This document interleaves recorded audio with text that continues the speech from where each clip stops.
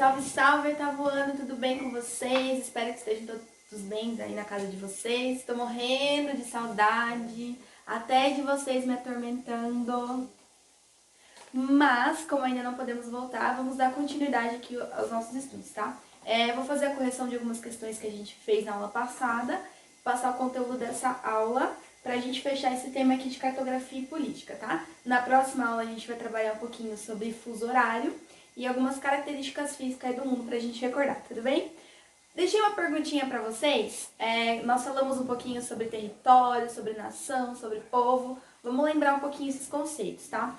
Quando eu falo de povo, eu estou falando de um movimento horizontal. Lembra lá que nós vimos, né? Uma cultura diferente, religião, é uma etnia, com idioma, com língua diferente, né? Que foi construindo e que começou a existir, assim, infinitos processos históricos, povos que foram se misturando ao longo da história, mas que formou essa característica, essa cultura específica, beleza?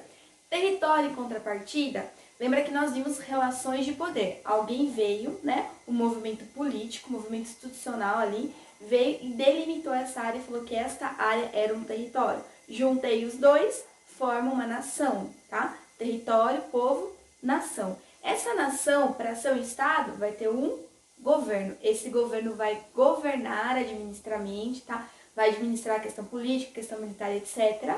desta nação. E esta nação, então, passa a ser um estado, beleza? Deixei uma perguntinha para vocês sobre os curdos, né? A pergunta era, né, quais são as lutas desse povo curdo e principalmente das suas mulheres? A maioria respondeu certo, mas a gente teve um pouquinho de dúvida, não tem problema, tá? Tava lá no slide e a gente falou um pouquinho na aula.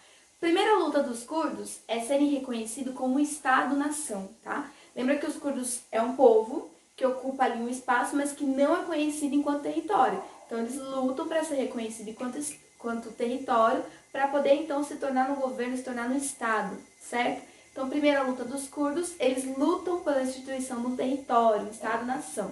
Segunda luta, contra o Estado Islâmico. O Estado Islâmico quer implantar esse califado ali no Oriente Médio, com base no fundamentalismo religioso.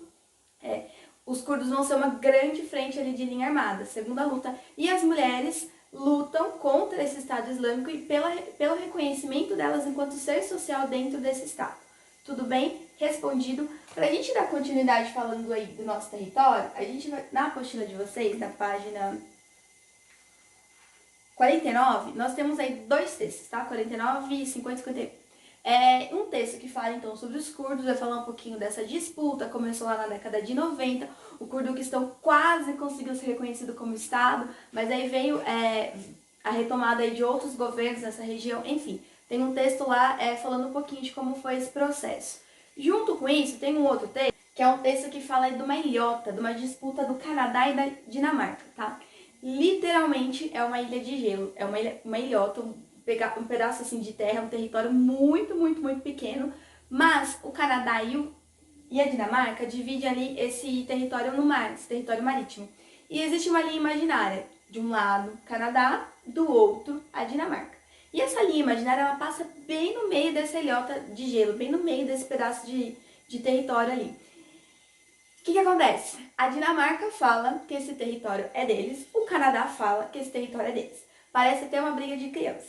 O Canadá vem, coloca uma bandeirinha, a Dinamarca vem, joga a bandeira fora, coloca a bandeira da Dinamarca, o Canadá vem, pega, eles produzem, acho que é vodka, eu não lembro o nome da bebida, pega a bebida que eles produzem, coloca uma garrafa lá, a Dinamarca vem, joga fora, coloca a bebida que eles produzem nessa ilhota e fica nessa disputa eterna, sem fim, quase sem solução, tá? Então a gente tem aí dois conflitos territoriais diferentes. Nós temos os curdos, que eu tenho ali o conflito armado, disputa territorial, eu tenho as mulheres que pegam em arma, uma linha de frente, e eu tenho a disputa do Canadá com a Dinamarca por conta dessa ilha, tá? Por que essa ilha é importante? Porque domínio sobre o mar é muito importante. Lembra que nós falamos, né? A questão do petróleo no Brasil, que a gente deu o exemplo. Se eu tenho domínio sobre o mar, eu consigo aumentar aí a abrangência do meu território, o domínio do meu território. Então eles vão disputar essa ilhazinha, esse pedaço de terra, e nenhum país quer ceder, tá? Parece aí que estão tirando ali aquele cabo de guerra, assim, né? Um puxa de um lado e puxa do outro, pra ver quem consegue conquistar esse pedaço de terra. Vocês vão ler esses dois textos, falando um pouquinho dessas disputas e vão comparar essas disputas. Posso dizer que é um conflito armado dos dois? Eu espero que vocês tenham falado que não, né? De um lado eu tenho um conflito armado ali com os curdos e do outro eu tenho essa ilha sendo disputada. Por que deste lado eu tenho um conflito armado, um conflito mais tenso, um conflito até sangrento e deste lado não? Espero que vocês consigam refletir aí, vocês vão responder e eu trago as respostas disso, a gente faz uma discussão na próxima aula, tá? Na sequência, a gente vai ter alguns mapas aí na apostila de vocês pra gente fechar esse assunto e analisar essa cartografia, tá? A gente tem um mapa aí populacional, vocês vão olhar esse gráfico, lembra que a gente está falando de mapas temáticos. O que eram mapas temáticos? Mapas que eu tenho um tema específico, eu pego um mapa base, no caso aí vai ser um mapa mundi, esse mapa base, e a partir disso eu começo a construir temas em cima desse mapa, tá? Então vocês vão olhar este mapa, fala aí da população, quanto tem, quanto não tem, como vive ou não essa população. Consigo dizer que eu posso perceber esse mundo a partir desse mapa? Sim, tá? Vocês vão responder aí pra mim. Como que eu entendo esse mundo olhando essa questão populacional, a questão desse mapa. Na sequência, tem mais um mapa aí de distribuição de água e tem mais um mapa aí fechando esses três mapas temáticos aí, mapas mundi temáticos. Vocês vão analisar esses mapas, falar o que tem e o que não tem, e a gente fecha então esse tema aí de cartografia e política, tá? Espero que vocês tenham entendido como a cartografia ela é importante para essa questão política, né? Essa noção de território, de poder, de política é muito importante para a gente pensar a política nacional, para a gente pensar as políticas mundiais, né? A gente fizesse agora uma ponte aí que está acontecendo no mundo, a cartografia ela também vai ser importante nessa questão até agora da pandemia. Como é que eu vou mapear essa pandemia? Esses gráficos, esses mapas, essa distribuição do vírus, essa fluidez do vírus, ela está muito ligada à análise geográfica, tá? A análise da cartografia. Então, a partir da cartografia, eu consigo até analisar essas situações de crise. Além disso, ela vai se ligar aí a geografia em outros sentidos, como a globalização e etc. Mas a gente vai poder falar um pouquinho disso aí no próximo bimestre. O que é essa globalização e como essas redes, né, intensificam coisas boas, mas também coisas ruins. E neste caso, ela ajudou a intensificar aí a ampliação da pandemia e do coronavírus. Tudo bem?